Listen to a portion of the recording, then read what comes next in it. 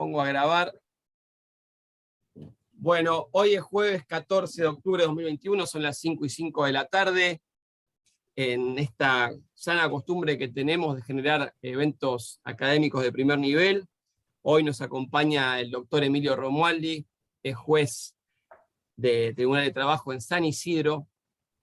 Me merece ya de por sí el mayor de los respetos porque aplica y evangeliza alrededor del 770 el Código Civil, que es una lucha que llevamos adelante los abogados para que los créditos laborales no se desvaloricen tanto, ¿no? Como ya se están desvalorizando por la inflación, devaluación y depreciación.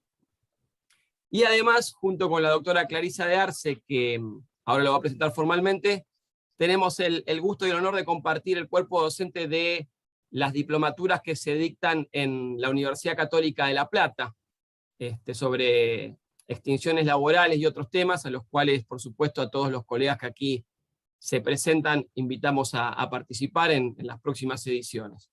Pueden encontrar esa información, nosotros generalmente la viralizamos en el grupo de Facebook AFTE, donde todos nos conectamos.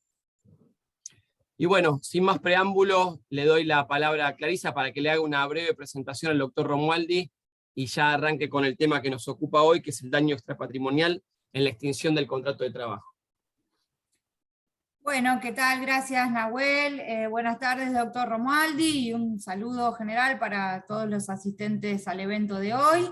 El mismo va a estar justamente a cargo del doctor Emilio Elías Romualdi, a quien voy a presentar. Bueno, para los que no los conozcan en realidad, porque realmente es muy conocido para todos, el doctor Romualdi. Es juez en el Tribunal de Trabajo 6 de San Isidro, doctor en Derecho por la Universidad Kennedy, vicepresidente segundo de ANJUT, Asociación Nacional de Jueces del Trabajo, miembro de AMATRABA, que es la Asociación de Magistrados del Trabajo de la Provincia de Buenos Aires, profesor titular de posgrado en unas cuantas universidades, la del Rosario, de San Martín, Kennedy, Blas Pascal. El doctor no lo menciona, pero yo he sido su alumna también en la UCES hace poco, tuve el placer de ser su alumna. Es profesor titular de grado en Universidad Católica de La Plata y en la Universidad Abierta Interamericana, director de la revista de Derecho Laboral de la provincia de Buenos Aires, IJ Editores, colaborador permanente de las editoriales más importantes, La Ley, Microjuris, IJ Editores. También es evaluador de la CONEAU para carreras de grado y posgrado en Derecho Laboral, árbitro de publicaciones jurídicas en Brasil y Colombia, autor de libros y artículos sobre la materia. Los recomiendo, especialmente el de comisiones médicas, que la verdad es es muy útil para el ejercicio de la profesión. Y también profesor visitante de la Universidad degli Studi di Gagliari. Perdón si no lo pronuncié bien, gracias doctor por corregirme. Así que bueno, es realmente un montón, como dicen los chicos, es un montón y es un lujo tenerlo. Como dijo Nahuel, el tema de hoy es daño extrapatrimonial en el contrato de trabajo, así que bueno, previo a darle la palabra, doctor, para los que quieran hoy expedir un certificado, el doctor Facu Castro o Facundo va a copiar y pegar el link en el chat para hacer el pago previo del mismo. Ahora sí, doctor Romualdi, tiene toda nuestra atención. Muchas gracias. Gracias. ¿Me podés poner para pasar un PowerPoint? Sí. Sí. Ahí está, Emilio. Ahí está. Bueno. ¿Se ve el Power? Sí, ¿no? Se ve, sí, pero no se ve en modo presentación. Pero vemos aspectos... Ahí está. Ahora sí. Ahí está. Bueno, ahí después, cuando lo pongo en modo presentación, me aparecen unas líneas de lo más extrañas, pero bueno, la tecnología a los ancianos nos cuesta un poco.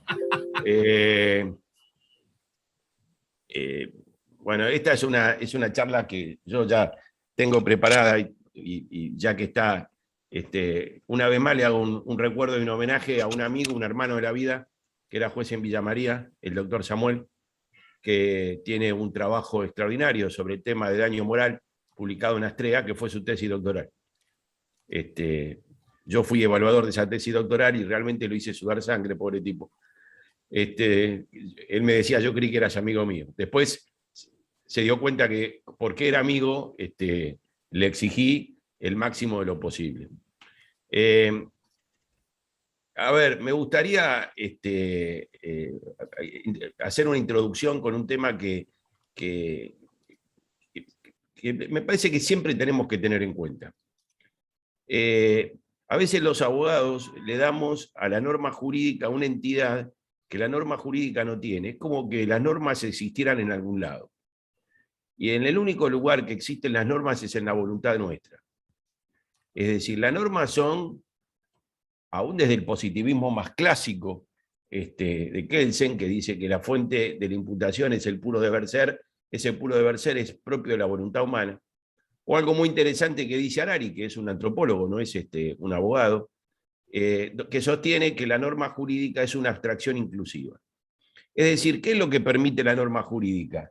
Mecanismos de transacción social, que hacen que haya mayor cantidad de gente que pueda incorporarse en esa transacción. Si no tuviéramos normas, nuestro ámbito de intercambio con otras personas sería muy limitado. ¿Por qué? Porque no tendríamos un marco de referencia que nos permitiera comunicarnos. El derecho, como el amor, es transacción. El mejor libro de derecho que yo escribí, no, ojalá lo hubiera escrito, que yo leí fue El arte de amar, de Erich Fromm. El derecho es transacción, como el amor, y como el amor es una abstracción. La idea del amor es la idea de un proyecto en común con otro. Bueno, la norma jurídica se refiere a eso, ¿sí? Y es una manera de interferir en nuestra búsqueda permanente de la felicidad, que básicamente es la obtención del placer a nivel individual y el poder a nivel social. Entonces, el derecho necesita, como el amor, por lo menos dos. Ven que soy amplio, no me limito a dos en el caso del amor, pueden ser más. No hay que ser, hay que ser amplio de criterio. En ese contexto construimos paradigmas, que son parámetros de determinación y cuantificación del daño. A ver, terminemos con esta. Déjenme ser, digamos, no académico. Terminemos con esta paparruchada de la reparación integral o la reparación plena, como utiliza el Código Civil y Comercial. Eso no existe. El daño se compensa y en realidad lo que hacemos socialmente es decirle al acreedor, acá tenés unos mangos, no jorobes más. Y voy a dar un ejemplo y no quiero que yo se los dejo como para que ustedes piensen. Si ustedes tuvieran que cuantificar, y después piensen en la teoría de Pizarro que se expresó en el Código Civil y Comercial, el de la compensación de goce. La pulsión básica de la vida es la pulsión sexual. Si fuéramos muy freudianos diríamos que es la única, pero bueno, pero la pulsión básica de la vida es la pulsión sexual. Yo les pregunto a todos ustedes, los que están acá, si el día de mañana, hay 7 casos por lo menos en la Argentina, 7 son los que conozco, puede haber más, si a una persona pierde la posibilidad de tener actividad sexual, ¿cuál sería la actividad compensatoria y cuál sería el valor económico de esa privación? Yo se los dejo como el Código Civil dice que le vamos a dar plata para que compense con otra cosa. ¿No? Pero lo dejo para que se entienda lo que quiero decir. Bueno, ¿cuáles son los, digamos, nuestra Constitución tiene el reconocimiento de ciertos derechos fundamentales? Son la libertad, la propiedad privada, la integridad física y la integridad patrimonial. Digamos, esos son los valores centrales de nuestra Constitución. Y por supuesto, si tuviera Groucho Marx, diría, si no estamos de acuerdo con esto, tenemos otro. No hay problema, cambiamos la Constitución y ya está. Esto no es una idea mía, es una idea de Recasens Siches, que es un gran autor en la filosofía del derecho. Es decir, la norma fundamental de Kelsen son esos valores, ese núcleo de ideales, ahí utilizo un término de Bobbio, que hacen que, digamos, bueno, estos son los ejes centrales sobre los cuales vamos a establecer nuestra convivencia. En ese juego de transacciones, el sistema asigna responsabilidades frente al incumplimiento frente al otro. Otra vez, el concepto de daño resarcible también es limitado, porque no todas las personas que sufren un daño son indemnizadas. Yo siempre pongo un ejemplo antipático. Supongamos que alguien fallece, ¿no? Y tiene familia. Bien, tiene mujer e hijos.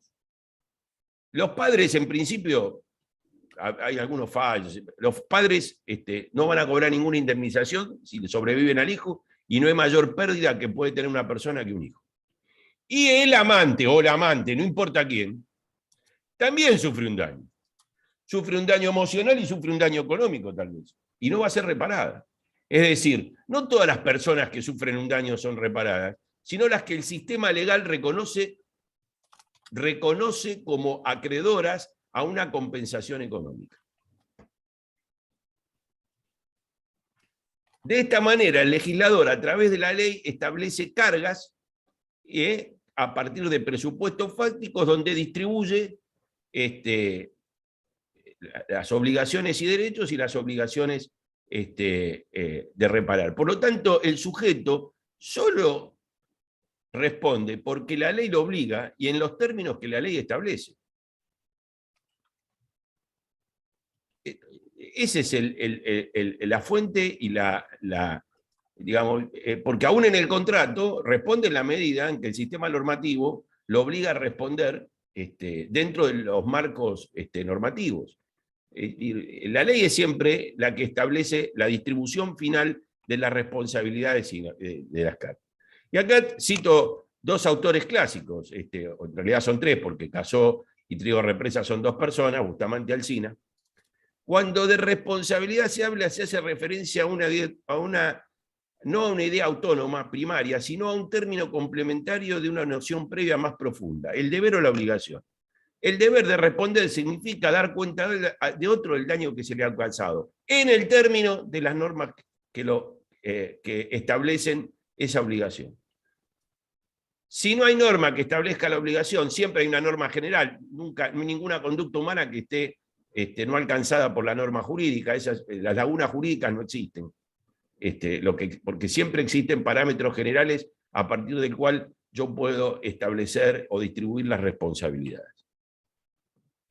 Y esto es un poco lo que yo estaba planteando, y el concepto de daño-consecuencia es precisamente lo que estábamos diciendo antes, y es que lo que yo indemnizo no es específicamente el daño, sino la consecuencia reconocida como indemnizable.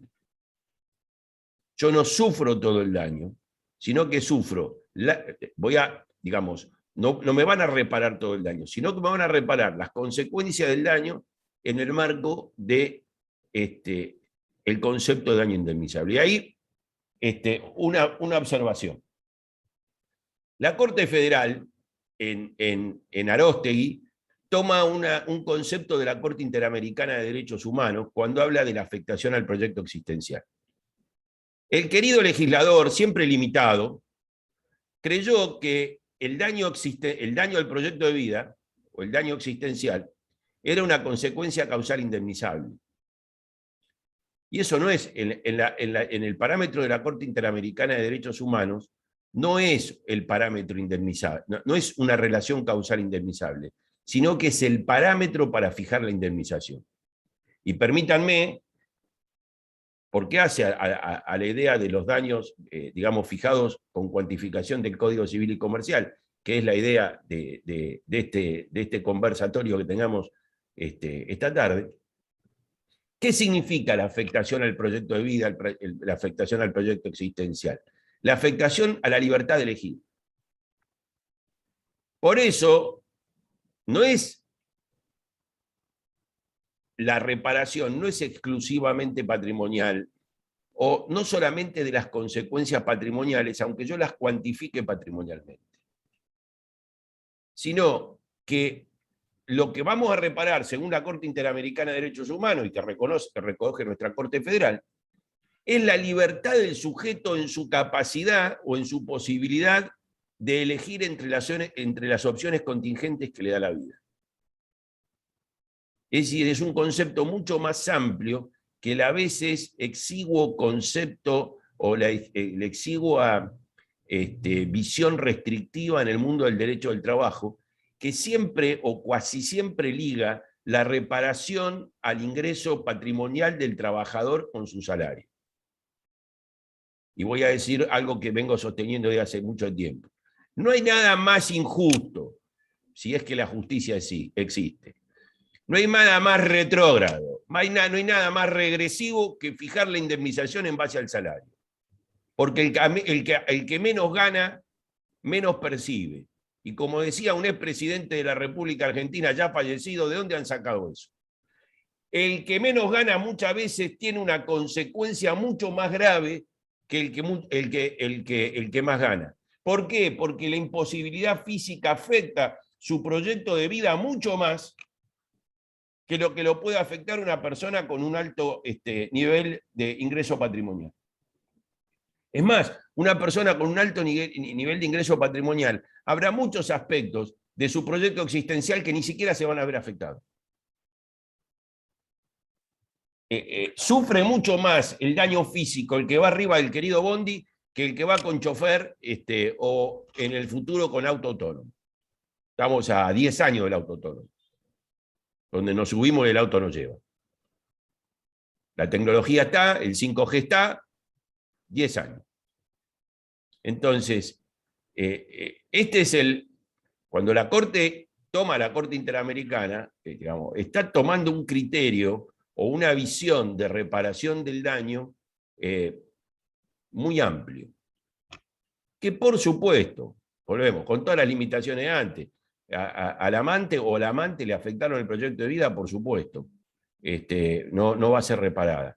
A los padres le afectaron el proyecto existencial, sí, porque todos los padres hacemos de la vida de nuestros hijos parte de ella nuestro proyecto existencial. Sin embargo, no vamos a ser reparados. Bueno, este es el sistema del código, que, a ver, ustedes ya lo conocen. El concepto de daño jurídico, y entendido como la lesión a un interés no reprobado por la ley, estableciendo las consecuencias resarcibles por la afectación de dicho interés. Que de fondo no son vaguedades, porque, digamos, ¿qué es una consecuencia causal mediata previsible? ¿Qué sé yo? ¿Qué sé yo? ¿Y cuál es la consecuencia mediata imprevisible? ¿Qué sé yo? El abogado invoca y el juez resuelve en base a más o menos a lo que él cree que esto es posible o no es posible, es razonable o no es razonable. En definitiva, la sentencia judicial es siempre una respuesta subjetiva a la construcción que hizo el sujeto más importante en un juicio, que es el abogado que litiga. ¿Por qué? Porque el que construye los hechos sobre los cuales nosotros resolvemos son los abogados, no somos los jueces. Los jueces estamos limitados por el principio de congruencia. Entonces, nosotros no podemos resolver lo que no nos está llamado a resolver, y si está mal planteado o inadecuadamente planteado, nosotros no tenemos la capacidad, la aptitud, para no decir la capacidad, la aptitud para poder modificar, porque afectaríamos el principio de congruencia. Entonces, el sujeto más importante en cualquier proceso es el abogado, porque el juez es muy limitado en el momento de resolver. ¿Por qué? Porque está limitado por los hechos que invocó la parte y los hechos que probó la parte. A ver, otro cuento del mundo judicial, la verdad objetiva. En el derecho privado no existe la verdad objetiva. ¿Por qué? Porque yo resuelvo en base a los hechos que me invocaron. Si hubieron otros hechos, son ajenos al pleito. Siempre pongo un ejemplo de un caso donde me prueban una relación laboral con otros hechos distintos de lo invocados en la demanda. ¿Y yo qué puedo hacer? Tuve que rechazar la demanda. Yo, pues, un hijo de puta. No, yo resolví lo que me dijeron. A mí me dijeron que el señor hacía una determinada cantidad de cosas y en base a eso había la relación. Me trajeron unos testigos que me dijeron otra cosa, que me dieron a entender que efectivamente trabajaba. Ahora, esos hechos no estaban invocados. Sobre esos hechos, el demandado no se pudo defender. Si yo los hubiera introducido en la resolución de la causa, hubiera afectado el principio de congruencia. Y si eso hubiera llegado a la Corte me lo hubiera anulado de oficio. Además de tratarme bruto. Me trata de bruto, pero digamos, digamos, hubiera sido una vez más. Entonces, fíjense la trascendencia de la actividad del abogado que litiga. Es esencial en un proceso. Porque yo cuando llega al final, la única libertad que tengo es la de evaluar los hechos que las partes me probaron, de hacer una calificación. Esa calificación es la única libertad que tengo. Entre paréntesis, cuando alegan sobre la prueba, es eso lo que tienen que alegar. No me digan, a foja tanto se probó tal cosa, porque uno generalmente lee. Lo que el alegato sobre la prueba, el objeto que tiene, es inducir al juez en un criterio de apreciación de los hechos probados. Y decirle, fíjese que en base a todo esto que se probó, yo estimo que debería apreciarse de tal manera. Ese es el alegato. Porque los hechos que están probados, están en el expediente. El tema es cómo construyo yo la realidad a partir de esos hechos. Y lo que tiene que hacer el abogado en el alegato es decirme cómo me pide a mí que yo construya los hechos a partir de esa circunstancia. Bueno, esto para ustedes no hace falta que yo conocen el Código Civil, las consecuencias causales, resarcibles, el daño emergente y el lucro cesante como grandes grupos, digamos, como dos grandes grupos de reparación, el daño patrimonial, y en el 1741 regula las consecuencias no patrimoniales, antes llamada daño moral. Que a partir de lo que yo acabo de construir recién, cobran una relevancia extraordinaria. Es decir, cobran tanta relevancia que el daño no patrimonial o extrapatrimonial puede existir sin daño patrimonial. ¿Por qué? Porque la libertad no es parte de mi patrimonio no medido, no cuantificable económicamente en términos de una actividad determinada. Entonces, yo puedo ser reparado extra por un daño no patrimonial sin un daño patrimonial, por supuesto. Y ahí es donde entra a jugar lo que yo dije antes, que pudo haber parecido una vaguedad, una cosa muy amplia, como es el tema de la afectación a la libertad de elegir, de la vida que quiero y cómo la quiero. Entonces, ahora, no me pidan que yo me imagine todo eso en la sentencia. No me pidan que yo haga la construcción. Yo como juez, cuando digo yo, digo cualquier magistrado, va a responder a lo que ustedes nos hayan planteado. Entonces, la motivación de la respuesta judicial la hacen ustedes. Siempre teniendo en cuenta esta idea de la construcción del proyecto de vida, el proyecto existencial, el proyecto vital. Son todos nombres distintos del existencialismo filosófico que habla de esto, que somos en esencia libertad fenomenalizada y que la esencia del ser humano es la elección libre. Después, Schopenhauer, sobre la libertad, no, el libre albedrío se llama, el libro de Schopenhauer, o en la neurociencia hoy, demuestran que ese ejercicio de la libertad real es muy limitado.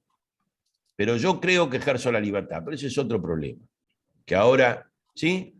Que tiene que ver con la formación del sujeto, sus aspectos genéticos y digamos, la inserción cultural que tiene el sujeto en un momento determinado.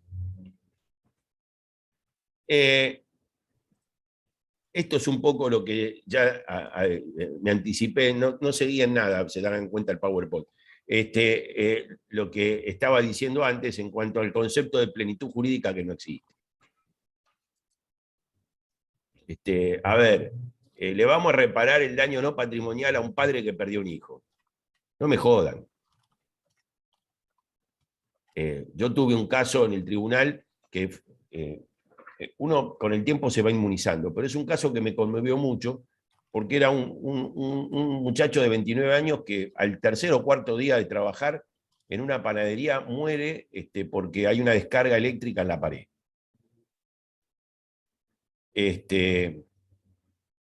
Y tenía 3 hijos, una hija de 6, una hija de 4 y un hijo de 2. Por esas cosas que ocurren en el mundo judicial, un poco de responsabilidad nuestra, un poco decía el abogado que llevaba el expediente tardó mucho tiempo. Porque esos son, a veces, en eso hay que ver que tenemos muchas veces responsabilidades compartidas. En eso nadie es indemne, nadie puede decir, yo no... y la pericia psicológica del chico que tenía 12 años, cuando se le hicieron, era demoledora. En cuanto a lo que había representado para esa criatura la ausencia del padre como referencia masculina en su entorno. Para que se entienda bien y no saquen una interpretación equivocada, el chico era absolutamente heterosexual. Pero la ausencia de la referencia paterna era demoledora. Y a ver, vamos a ser claros, me faltó el viejo. ¿De qué me están hablando? ¿Cuánto vale eso? Yo cuando hoy venía, traía del colegio a mi hijo, el más chico, tengo un montón, tengo 5, un desastre. Traía al más chico del colegio y veníamos hablando los dos, y veníamos hablando, ¿entendés? Esa conversación de un adolescente de 14 años y el padre. Donde hay un poco de autoridad y un poco de complicidad. ¿Cuál es el valor económico que tiene eso para la ausencia de eso para una criatura? Me parece que el martes que viene tengo que hablar del COVID como si fuera el embajador uruguayo. ¿Me ayudás a armar el discurso? Entonces le explico lo que es armar un discurso. Bueno, pues yo no sé hablar como los embajadores, digo, yo tampoco, porque soy un desastre, pero te enseño más o menos cómo organizar el discurso. La ausencia de eso, a ver, ¿cuál es la compensación que le pueden dar a un hijo por eso? Digo, para que,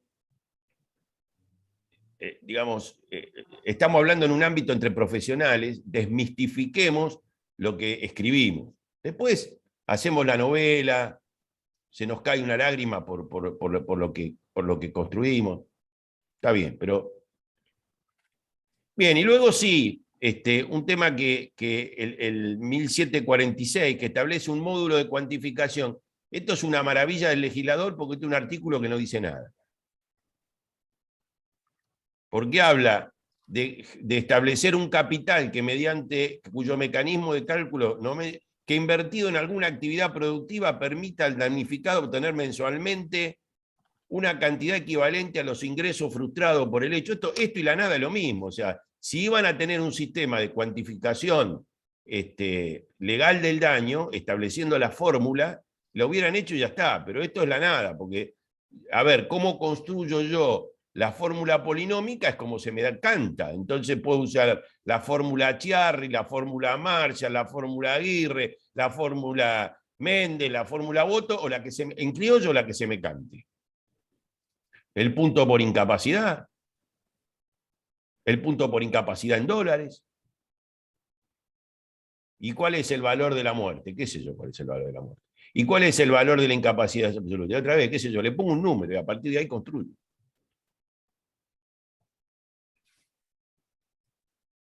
El sistema tiene 3 módulos de cuantificar. El sistema legal en general.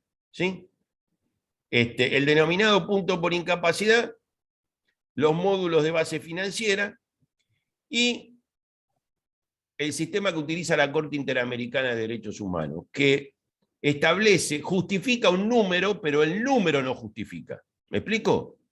Es decir, en el punto por incapacidad yo digo, la mayor de las incapacidades es la muerte, lo cual es falso, porque el muerto está muerto y no hay manera de devolverlo a la vida, sería la única manera de reparar el daño. Ese está cocinado. Le pagamos la ausencia a los acreedores por la ausencia al muerto. Entonces, la incapacidad absoluta es mucho más grave que la muerte, porque ahí yo le reparo la incapacidad a un sujeto que está de este lado del umbral de la puerta. Cuando pasó del otro lado, no sé qué pasa y no tengo ningún interés por ahora de averiguar qué pasa del otro lado. Me vamos a quedar de este lado.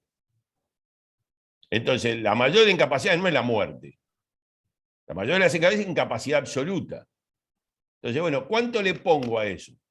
Un departamento de 3 ambientes en Belgrano. ¿Cuánto cuesta? $300.000. Bueno, la incapacidad absoluta vale $300.000. Punto por incapacidad, $3.000. 10%, $30.000 de indemnización, que es un mecanismo donde uno puede mantener, digamos, utilizando una moneda fiduciaria con valor, digamos, que no tiene pérdida de valor, yo puedo establecer patrones más o menos homogéneos y no sufrir el problema de los intereses que ocurren en las economías donde hay monedas fiduciarias que no tienen, precisamente no tienen fiducia, es decir, la gente no cree en esa moneda. La única diferencia entre el dólar y el peso es que la gente en el mundo cree en el dólar y en el peso nadie cree. Digamos, no es para hablar de economía ahora, pero ¿no? Es esa la realidad. Y después tenemos la moneda mercancía, que es lo que acá llamamos deuda de valor. Y la moneda convertible, que es una moneda que es el equivalente a un bien determinado tomado en base para la emisión, el oro, la plata, el dólar, lo que a ustedes se les ocurra. En el daño extrapatrimonial, que era lo que estábamos hablando, sobre lo que íbamos a hablar hoy, ¿por qué? Porque el daño patrimonial en el sistema laboral está totalmente tabulado. Es decir, hay 3 formas de determinar el daño. Una cláusula penal, a través de un contrato, la determinación legal del daño, que es cuando el legislador establece la fórmula a partir de la cual se indemniza, o el daño, las consecuencias causales establecidas como indemnizables con discrecionalidad judicial en la fijación del monto, que es el sistema del Código Civil y Comercial. Entonces, luego, el daño extrapatrimonial tiene que tener el mismo método de cuantificación que el daño material. ¿Es una parte del daño material? ¿O el método para determinar el daño extrapatrimonial puede ser distinto? Todas las respuestas son válidas. ¿Cuál es el trabajo del abogado? Lo que dice Oliver Holmes en La Senda del Derecho. Tratar de saber qué dice el que resuelve. El sujeto perverso es el que resuelve. Por eso, saber norma jurídica y no saber jurisprudencia es no saber ejercer la profesión.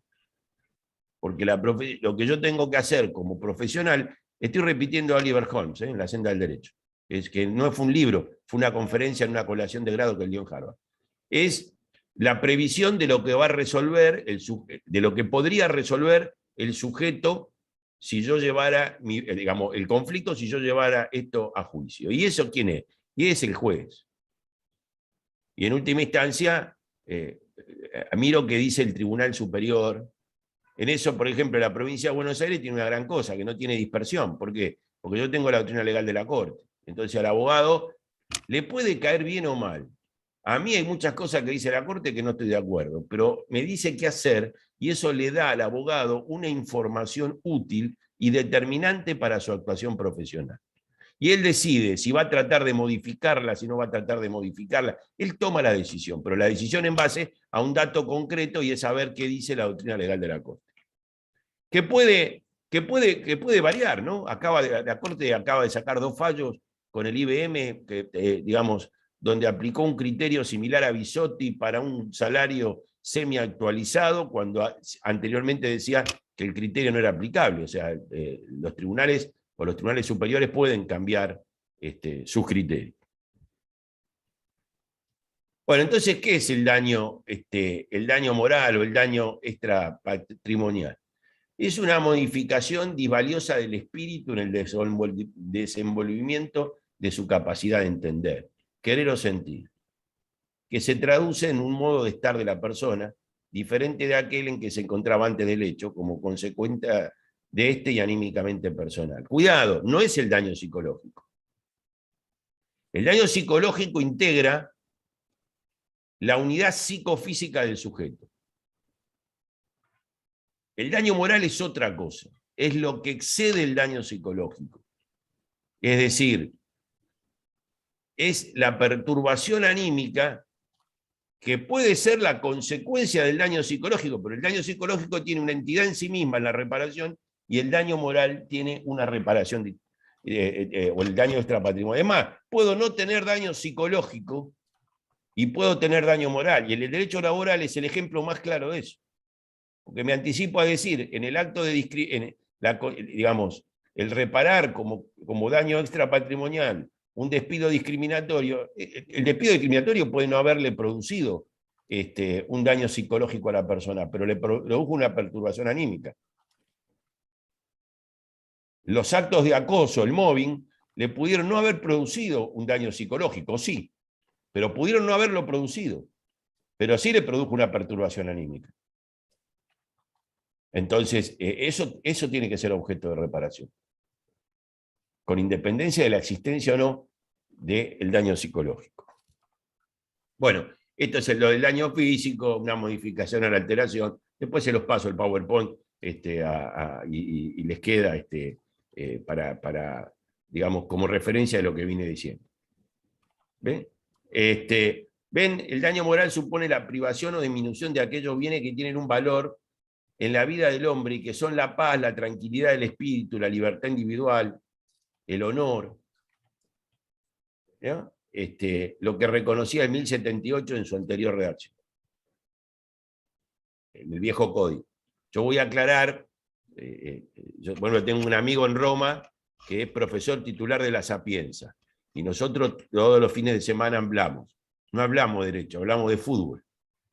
O sea, ¿no? El PowerPoint siempre mío son negros y azules, que tiene que ver con el calcio, con mi equipo en Italia.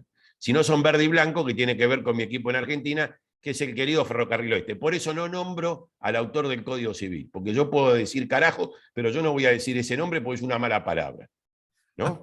Carajo no, porque el lugar más alto del barco tampoco es una mala palabra. Bueno, en el marco del derecho laboral, ¿cuándo hay la posibilidad de reparar el daño extrapatrimonial? Cuando hay una conducta del empleador que excede la mera inejecución del contrato. La otra vez me planteó alguien que lo habían despedido al trabajador y que eso le había producido daño moral. Despido, ¿cómo? Lo habían despedido sin causa. Bien, eso está contemplado dentro de la cuantificación legal del daño, lo que mal llamamos tarifa. Es decir, todas las consecuencias causales indemnizables que uno pudiera presumir como consecuencia de la mera interrupción del contrato están contemplados en el valor de la cuantificación legal del daño, que es el sistema tarifado de la ley, el 245 y todas las demás. Si yo estaba sin registro y me dan la 24013, todas las consecuencias derivadas de la, de la falta de registro, incluso el daño moral, están contemplados dentro del módulo indemnizatorio. Me pagaron tarde la indemnización y eso me produjo una perturbación moral. Está contemplado en el artículo 2 de la 25.323.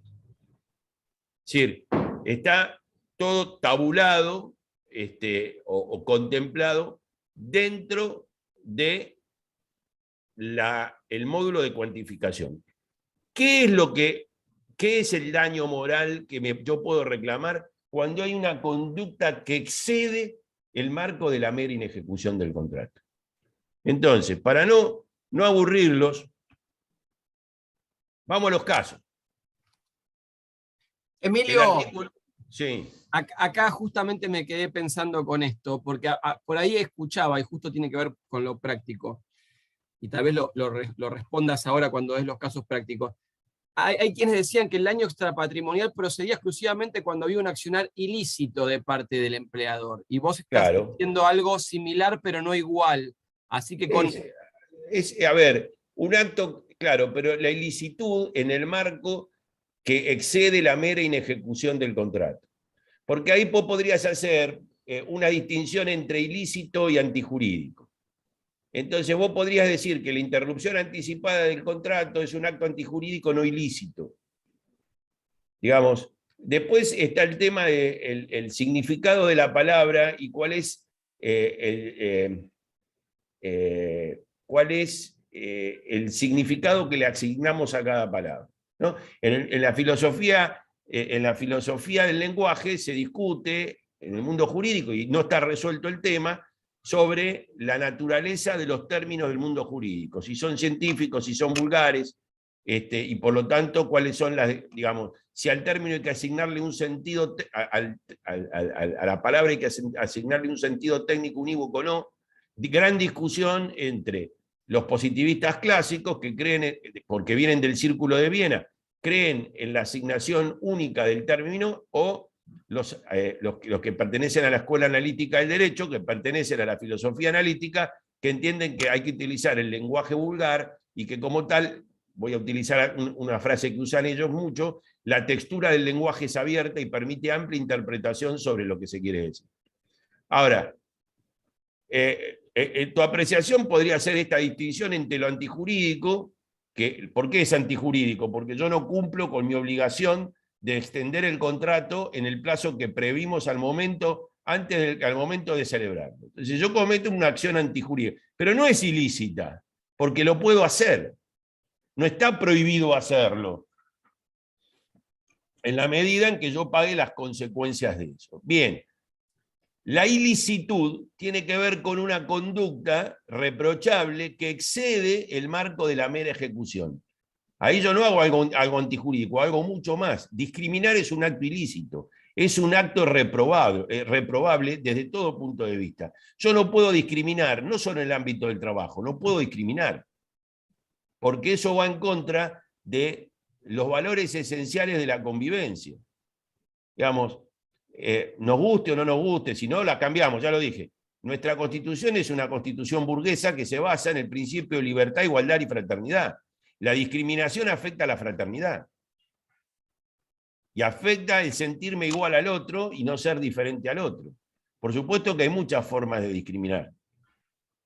Algunas son, no es una discriminación individual, sino que es una discriminación de conjunto, ¿no? Yo hablo mucho con mi hija, le trato de explicar cómo a veces los extremos sociales, por razones diversas, discriminan. Unos porque tienen mucho, piensan que pueden hacer lo que se les da la gana, y otros porque no tienen nada, también discriminan porque sienten que no tienen proyecto de vida.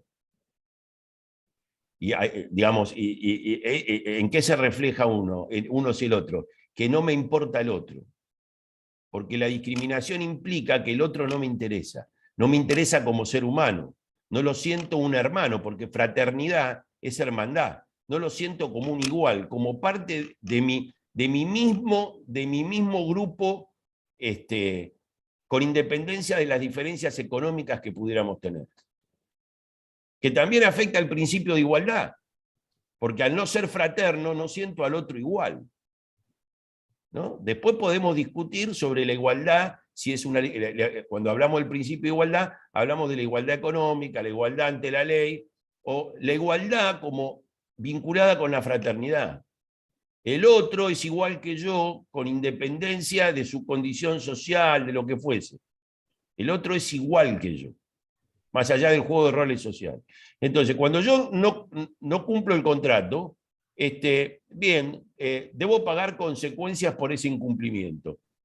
El sistema legal estableció que eso tiene una tarifación legal, que incluye todas las consecuencias indemnizables. Ahora, estamos hablando simplemente de no cumplir el contrato.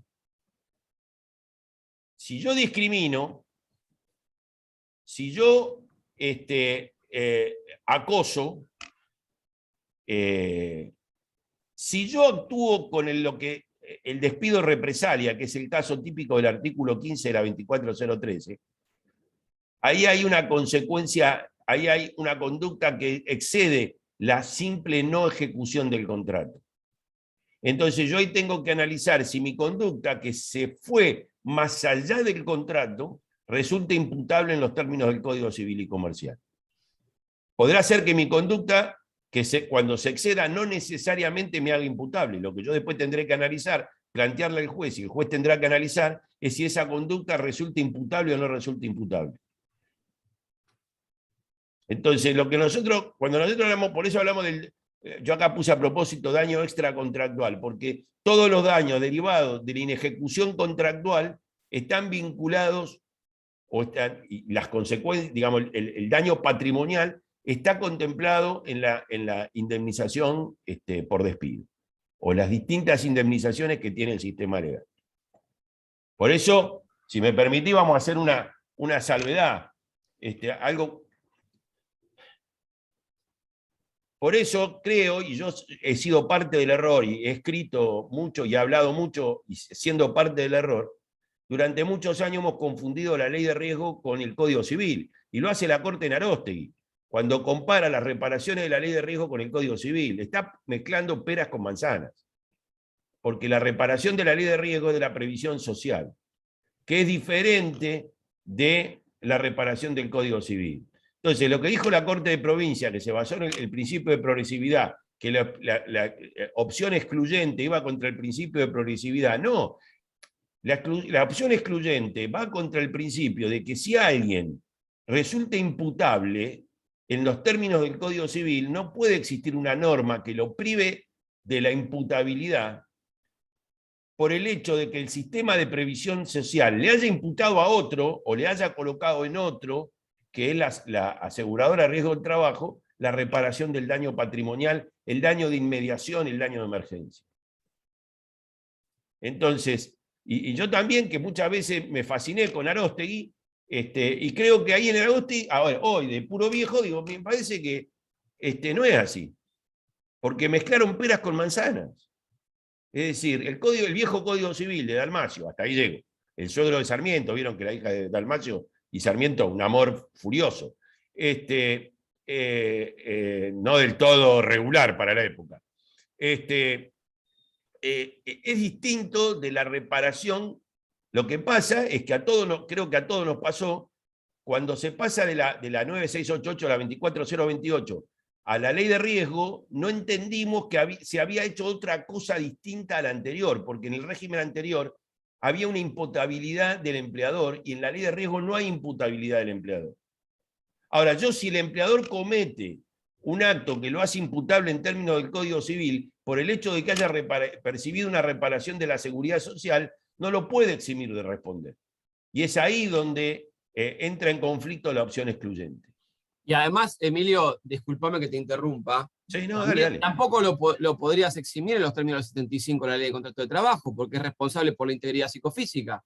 Bueno, por supuesto, digamos, pero por eso cuando el legislador mezcla la obligación del 75 con la reparación de la ley de riesgo, en mi opinión ahora, vuelve a mezclar peras con manzanas. Y es lo que, cuidado, es lo que está diciendo la Corte, no sé hasta dónde van a llegar, es lo que está diciendo la Corte de Pogonza, porque en Pogonza la Corte dijo mucho más simplemente que hay que ir a las comisiones médicas. Porque la Corte habló de la naturaleza de las comisiones médicas y la metió siempre en el marco de la seguridad social. Entonces, si hay una reparación en el marco de la seguridad social, me parece perfecto. Ahora, eso no implica que quien tiene una obligación, quien me ha causado una obligación por un incumplimiento a su cargo, que es pasible de ser imputado en términos del Código Civil y Comercial, se pueda eximir de su obligación de responder. Pero bueno, es una ley que nos ha costado mucho entenderla a todos, y creo que todavía estamos en un proceso de aprendizaje, porque además es una ley que ha generado rebelión. Y entonces las rebeliones, que muchas veces son emocionales, no son racionales, nos llevan a lugares que lo único que producen es confusión. Ya, digamos, esto último también me dice por qué el empleador no asegurado responde en los términos de la ley. Claro, responde en los términos de la ley como una forma de la seguridad social. Por eso fíjense que la posibilidad de eximirse de responsabilidad en el caso de la ley de riesgo es prácticamente nula. Porque si el trabajador sufre un accidente por imbécil, igual hay que pagar. Ya, siempre pongo el ejemplo y vuelvo ahora a la discriminación. Ya, porque a mí me gusta mucho jugar con el amor, ¿no?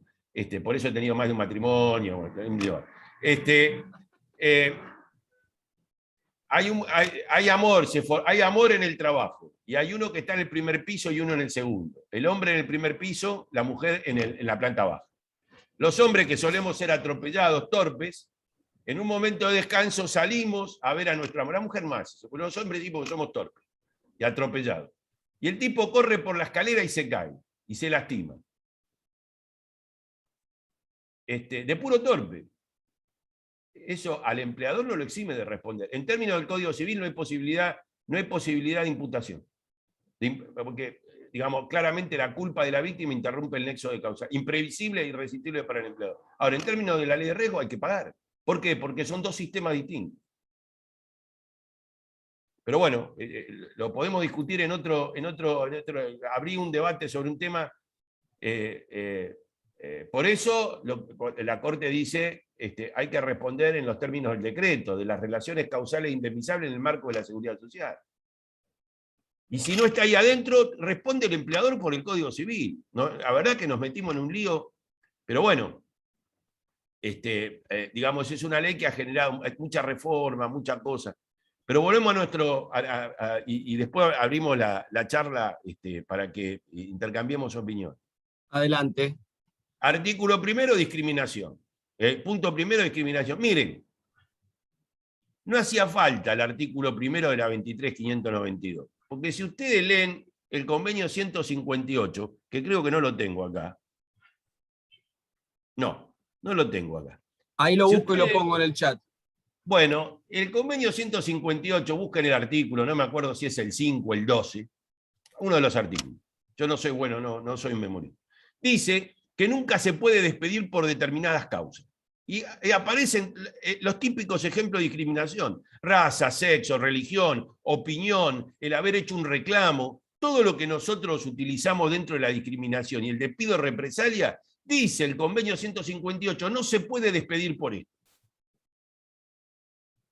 Es decir, que mucho antes del artículo primero de la 23.592, ya el convenio internacional establecía ciertas conductas que eran de imposible ejecución, con lo cual te hace, digamos, eso no puede ser un incumplimiento del contrato, y te hace imputable. ¿Por qué? Porque es una conducta que excede la mera inejecución del contrato. Después búsquenlo, eso lo tengo en otro PowerPoint. Ya está, lo puse, es el artículo 5. Bueno, no me acordaba si era el 5 o el 12, sé que son dos artículos que siempre cito.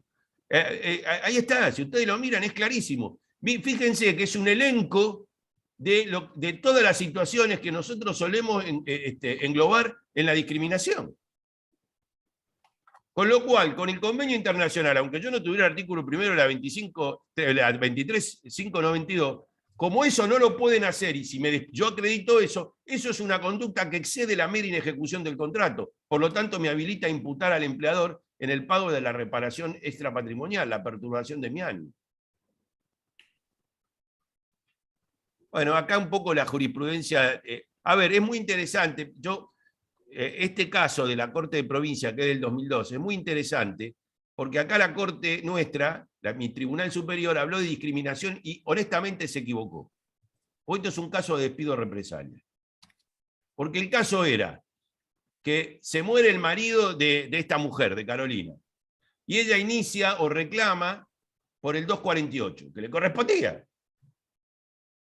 Y la despiden sin causa. Es decir, la consecuencia del reclamo fue el despido sin causa. Y la Corte habla de discriminación. Y a mí me parece que eso es un caso de despido represalia. Lo haya encuadrado mi tribunal superior donde lo haya encuadrado. Yo puedo decir que no estoy de acuerdo. Entonces, pero lo que me interesaba era marcar esto, ¿no? El despido discriminatorio desborda los estrechos límites, esas palabras que usamos los abogados, siempre todas cosas raras, ¿sí? Para instalarse en el ámbito de la tutela antidiscriminatoria. Entonces, que siempre es una conducta que yo, de alguna manera, tengo que acreditar. Cuidado, que cuando la Corte Federal habla de indicios, significa que yo debo probar los hechos sobre los cuales constituyo el indicio. No me alcanza con invocarlo. O sea, ayer me pasó en una audiencia que un abogado estaba por pasar un expediente a sentencia porque él sostenía de que en la empresa sabían que la trabajadora estaba embarazada. Y él, a ver, me parece que en algún momento, no lo voy a nombrar porque es conocido, me parece que en algún momento él pensó que le había alcanzado con invocar. En la conversación previa, intentando conciliar, se dio cuenta que iba a tener que probar y que no tenía testigos. Por lo menos tiene que probar algo. Es decir, los hechos sobre los cuales yo, digamos, constituyo la presunción de discriminación, los tengo que probar, no me alcanza con invocarlos. O es un error que a veces, no, pero la Corte dijo, bueno, la Corte dijo lo que dijo, nunca me acuerdo, el demandado era el Colegio de Abogados de Buenos Aires, terrible que hayamos, a ver, hagamos... Pelicori. Me salía Pelicori, pero no estaba seguro. No, por el otro es Álvarez con Cencosud. Bueno, es terrible que haya sido el Colegio de Abogados, ¿no? Hubiera sido preferible el Colegio de Médicos, de Arquitectos, que nuestro colegio haya hecho una cosa así, terrible. Vamos, conceptualmente terrible. Decía, el organismo que nuclea a los que defienden a las personas,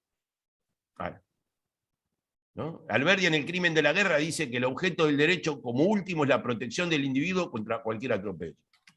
Es decir, la protección de la persona, no hay manera de evitar eso. La persona, el último fin del derecho es siempre proteger a la persona, frente a cualquier atropello, sea del sector privado, del sector público, del mixto, del extraterrestre, no importa, la protección de la persona.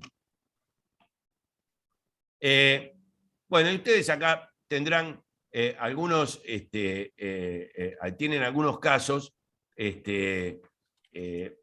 donde, en este caso es interesante, porque acá es un caso donde en realidad es no es una discriminación, es una conducta de maltrato que excede la mera ejecución del contrato. Y eso también es, a ver, entiéndanme, podría ser, no necesariamente es mobbing. Es decir, el ambiente hostil, que puede ser no en relación a una persona, sino a todos, también puede ser un factor de reparación del daño. Así como es un factor de riesgo psicosocial en términos de la ley de riesgo, también es un factor de imputación de responsabilidad del empleador, porque el empleador no puede maltratar a la gente por el hecho de ser empleador. El maltrato no es parte de la relación de poder, de subordinación que tiene uno con el otro. Entonces, aunque Emilio, el maltrato sea generalizado...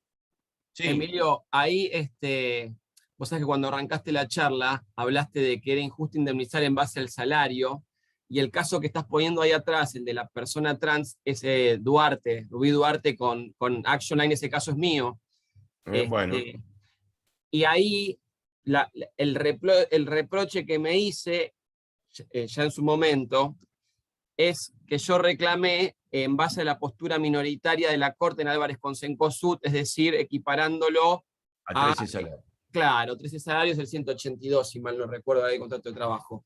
Ahora bien, de hecho, uno de los audiecistas me dijo, che, me dijiste un montón de plata. Le digo, mira, la verdad que no fue un montón de plata, fue más una cuestión de revancha jurídica, porque como el salario de la persona esta de telemarketing era bajo, no fue una gran indemnización el caso, fue más un hito jurídico, fue la primera persona trans en un fallo laboral discriminado. Y ahí yo me hice el cuestionamiento, y esto lo digo para los colegas que están escuchando, ¿tendría que haber reclamado más? Puede ser. Ahora la pregunta es, ¿me lo iban a dar si reclamaba más?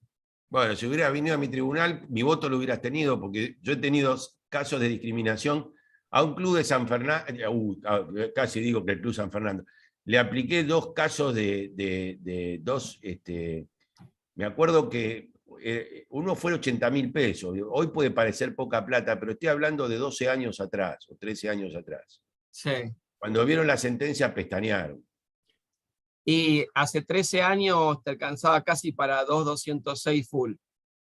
Es decir, ¿por qué? Y el argumento mío es que la sanción, la indemnización, no solamente compensa, sino que la reparación debe tener un efecto disuasivo de conductas futuras. Porque si no, entramos en el concepto de análisis económico del derecho. Digamos, ¿cuál es el valor del incentivo? Si el incentivo no es lo suficientemente alto o lo suficientemente disuasivo, no me importa discriminar mientras pueda pagar. Entonces, la indemnización no solamente es la reparación al sujeto que percibe la reparación, sino que además es una señal disuasiva para el conjunto social. A ver, lo dice Kelsen en la teoría general del Estado y el Derecho, para que no crean que lo saqué de algún autor trasnochado. Toda sentencia es un acto legislativo. ¿Por qué? Que es el concepto de la sentencia particular. Porque es una norma más particularizada que dice que si yo a la norma general le incorporo todos estos datos, yo voy a hacer esto, con lo cual cumple el mismo sentido que el incentivo social que tiene la norma jurídica. Una sentencia tiene 2 aspectos. La internalización de la sentencia, que es la resolución de la controversia, y la externalización de la sentencia, que es el efecto frente a terceros. Entonces, no me tiene que alcanzar con reparar entre comillas al sujeto. Yo lo que tengo que generar es un estímulo negativo de decir, mirá, flaco, no me conviene rediscriminar porque me rompen la cabeza si me embocan con esto. Porque si no... Lo has aplicado, yo sabes que a veces estoy pidiendo daño punitivo en base a lo que estás mencionando. ¿En qué marco el daño punitivo? Y en el marco de que sea una conducta ejemplificadora para aquel empleador que tiene conductas sistemáticas y repetidas que causan daño tanto al trabajador como a la sociedad en su conjunto. Es decir, por ejemplo...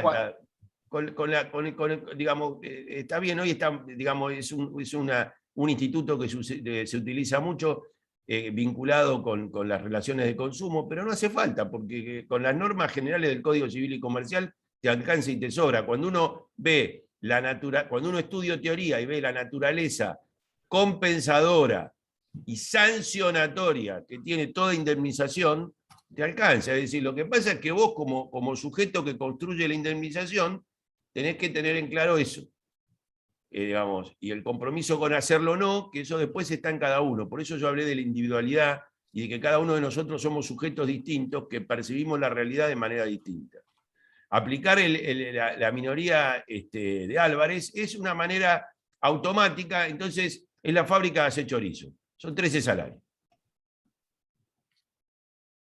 Bueno, y como vos decís, cuando una persona percibe poco, a ver, mi pregunta, les hago la pregunta, ¿no? A ver, el hecho de que yo cobre menos y me discriminan, ¿habilita a que yo sea menos compensado que un compañero porque cobra más?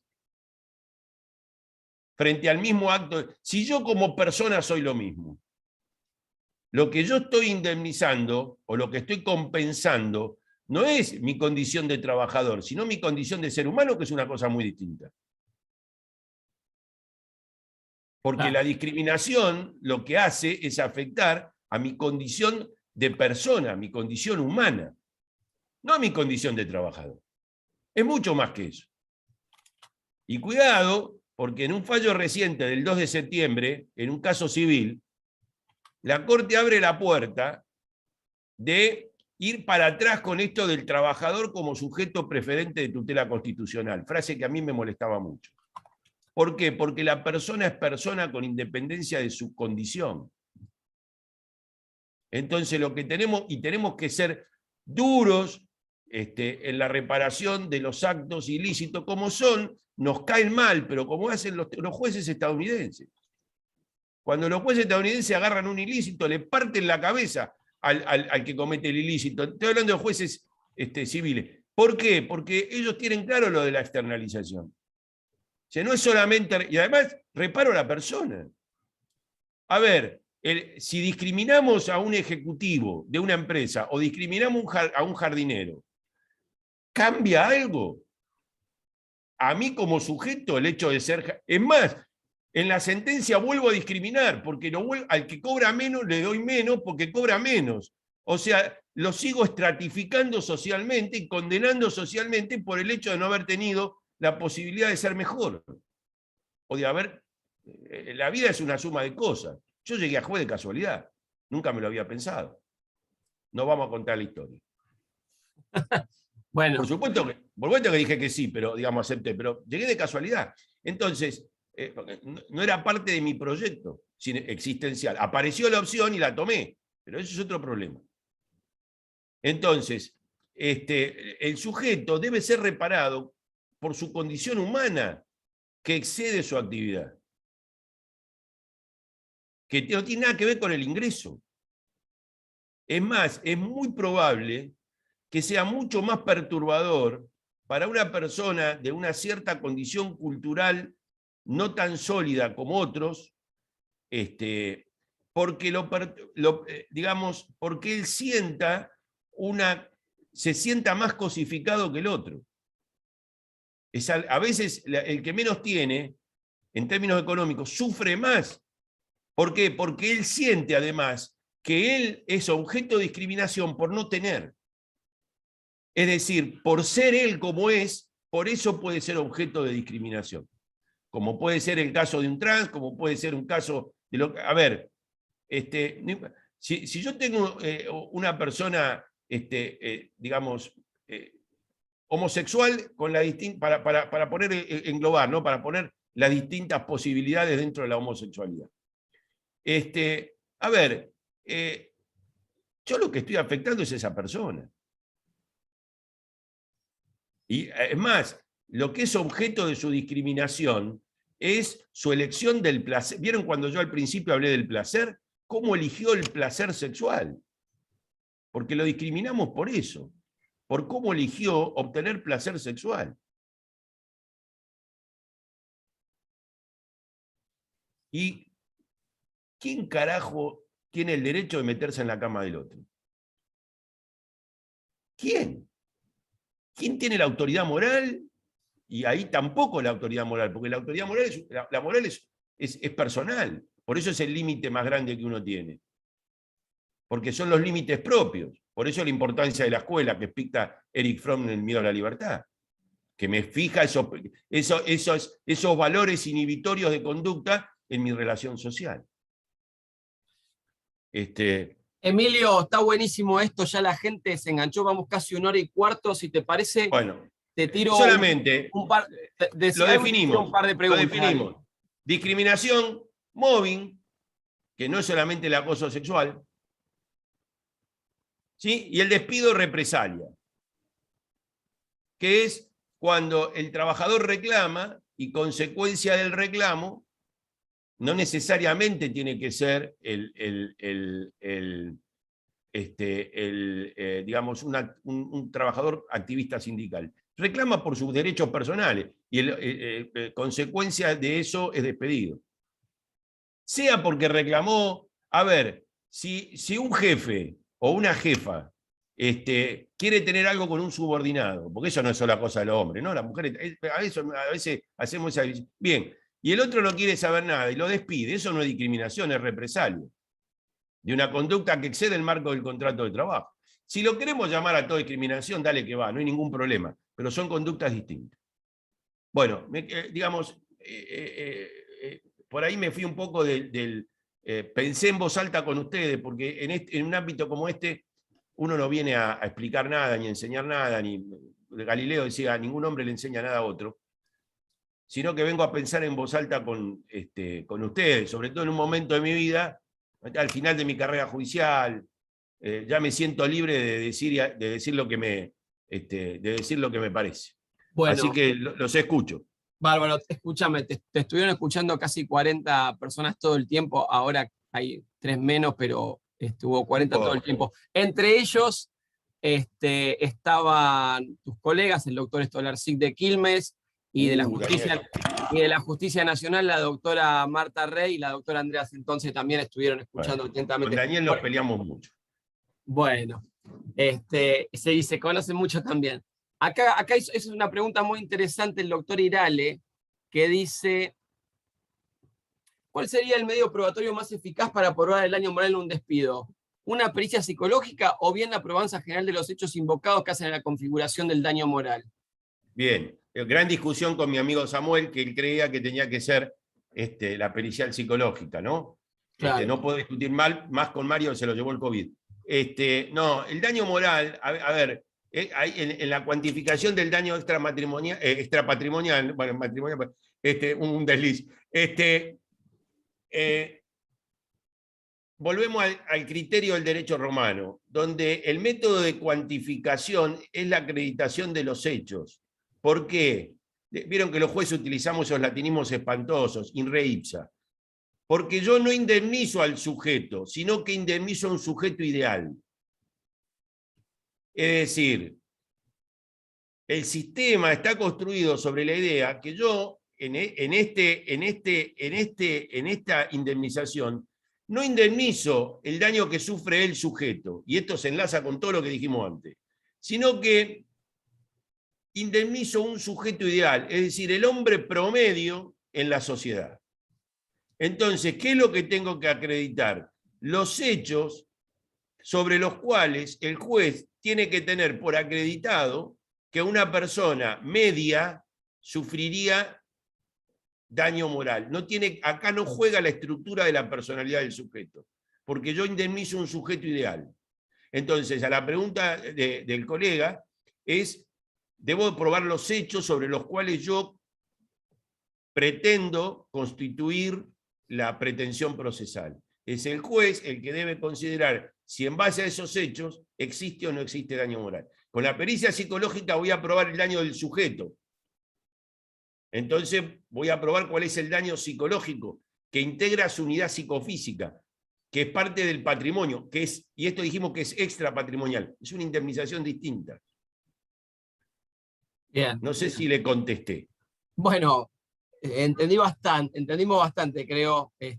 Ahí veo que hacen que sí con la cabeza algunos colegas. Mira, acá hay otra que realiza el colega Pablo Kolasinski y dice, jurisprudencialmente, ¿los magistrados laborales son reacios al otorgamiento de los daños extrapatrimoniales o propensos? ¿Y cuál sería el límite que generalmente emplean para acotar la reparación extrapatrimonial? No hay respuesta. Eso, yo le puedo dar una respuesta. Personal. Acá el doctor Romualdi a lo largo de la exposición expresó que él tiene propensión a reconocerlo. Yo le puedo decir que en nuestra experiencia, en nuestro estudio jurídico, se ha dado casos muy, muy específicos como el que les mencioné de Rubí Duarte, pero tienen que darse condiciones especiales para que un magistrado o magistrada se salga de la tarifación. Bien, esa es nuestra experiencia. Por eso dije al principio, hablé de la construcción individual del sujeto que resuelve. El caso que yo les conté, que fijé esa indemnización que los dejó pestañeando, era un caso donde el trabajador había sido candidato a delegado, había perdido la elección. Cuando él perdió la tutela de la ley de libertad, de la ley sindical, de la 23.551, a los 3 o 4 días lo despidieron invocándole una causa. Sí. Esos eran todos los hechos. Claro.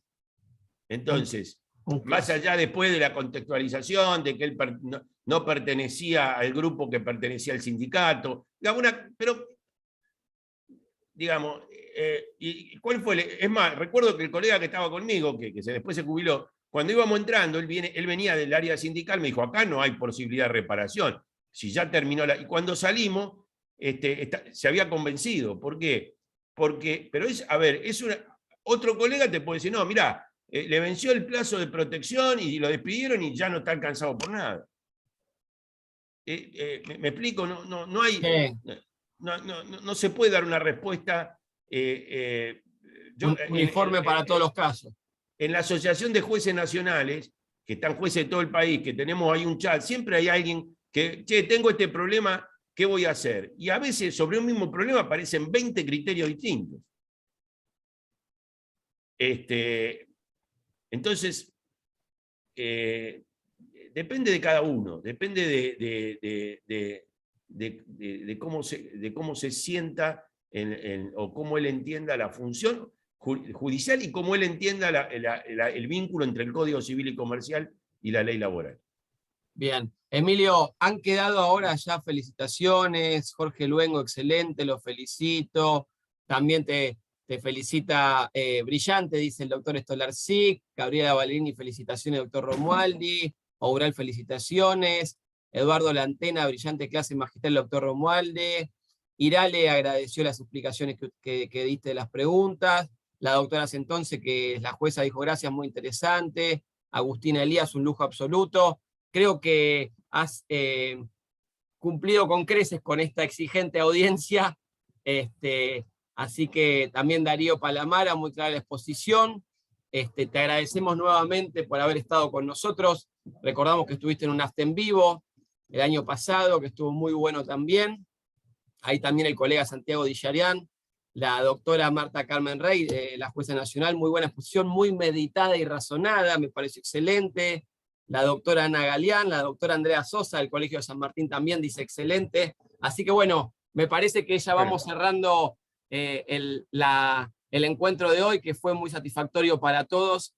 Vamos a seguir planteando nosotros, como has dicho, los abogados, para que los magistrados, a través del principio de congruencia, puedan excederse de la indemnización tarifada cuando la situación lo amerita y poder brindarle a los trabajadores una reparación adicional a la que contemplan las leyes laborales, que realmente en un contexto de devaluación y depreciación de los créditos es muy importante. Así que sin más, te despedimos con un fuerte aplauso desde acá, Gracias. Virtual, Gracias. Y seguimos en contacto para la próxima.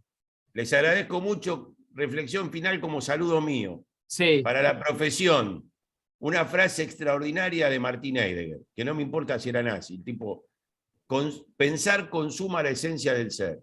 Somos porque pensamos. Entonces, no funcionemos, y menos nuestra profesión, no funcionemos con el piloto automático. Pensemos y construyamos a partir de pensar. Les agradezco mucho que hayan compartido este tiempo conmigo. Saludos a todos, ahora sí en pantalla general, se ven los aplausos Muchas de gracias. todos. Perdón, les interrumpo, les recomiendo a todos los que les guste pensar sobre cuantificación de daños, la película en Netflix, ¿Cuánto vale la vida?, con Michael Keaton, muy buena, sobre un abogado justamente que piensa una tarifa para poner precio a la vida de todos los que murieron en los atentados del 11 de septiembre. Ahí muchos temas que hoy tocó el doctor Romualdi también los ponen en modo película, es muy linda a mí me gustó mucho. Buenísimo. Bueno, saludos. Ahí lo veo al Gracias. doctor Natale, también le mandamos saludos antes de cortar. Gran expositor. Saludos y a María. asociado. Nos vemos, saludos para Hasta todos. luego. Hasta luego. Muchas gracias, chau. Chao.